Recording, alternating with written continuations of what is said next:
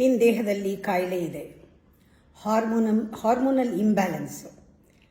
ಸುಮ್ಮನೆ ಹಾಗೆ ಹೇಳ್ಬಿಟ್ಟು ಸುಮ್ಮನೆ ಇರ್ತಾರೆ, ನಂಗೆ ಸ್ವಲ್ಪ ಹಾರ್ಮೋನಲ್ ಇಂಬ್ಯಾಲೆನ್ಸ್ ಆಗಿದೆ ಅಂತ. ನಿನಗೆ ಹೀಗಿದ್ದರೆ ನಿನ್ನ ದೇಹದಲ್ಲಿ ದೇಹ ಹೇಳ್ತಾ ಇದೆ ನೀನು ಏನೋ ಒಳಗಡೆ ಕೂಡಿಟ್ಟಿದ್ಯಾ ಅಂತ, ಸಪ್ರೆಸ್ ಮಾಡಿದ್ಯಾ, ರಿಪ್ರೆಸ್ ಮಾಡಿದ್ಯಾ, ಏನೋ ಹಿಡ್ಕೊಂಡು ಕೂತಿದ್ಯಾ, ಏನೋ ಸಪ್ರೆಸ್ ಮಾಡ್ತಾ ಇದೆಯಾ ಅಂತ. ಅದು ಎಕ್ಸ್ಪ್ರೆಸ್ ಆಗಲೇಬೇಕು, ಯಾವುದೋ ಒಂದು ರೀತಿಯಲ್ಲಿ ಎಕ್ಸ್ಪ್ರೆಸ್ ಆಗಬೇಕು. ಒಂದು ಔಟ್ ಬರ್ಸ್ಟ್ ಆಗಬೇಕು, ಕೋಪ, ದ್ವೇಷ ಎಲ್ಲ, ತಾಪ, ರೋಷ ಎಲ್ಲ ಬರೆದ್ಬಿಡ್ಬೇಕು. ಅಥವಾ ಕಾಯಿಲೆನಲ್ಲಿ ಬಂದೇ ಬರುತ್ತೆ, ಅಥವಾ ಜಾಣತನವಾಗಿ ವಿಸ್ಡಮ್ನಲ್ಲಿ ಹೊರಗೆ ಹಾಕ್ಬೋದು. ಎಷ್ಟು ಜನಕ್ಕೆ ಥೈರಾಯ್ಡ್ ಇದೆ, ಅವ್ರಿಗೆ ಜೀವನದಲ್ಲಿ ಚಾಲೆಂಜನ್ನು ಎದುರಿಸೋಕ್ಕಾಗಲ್ಲ ಅಂತ ಅವ್ರಿಗೆ ನೋಡಿಬೇಕಾರೆ. ಥೈರಾಯ್ಡ್ ಅಕ್ಯೂಟ್ ಇರೋರಿಗೆ ಅವ್ರಿಗೆ ಎಕ್ಸ್ಪ್ರೆಸ್ ಮಾಡೋಕ್ಕಾಗಲ್ಲ, ಕಮ್ಯುನಿಕೇಟ್ ಮಾಡೋಕ್ಕಾಗಲ್ಲ.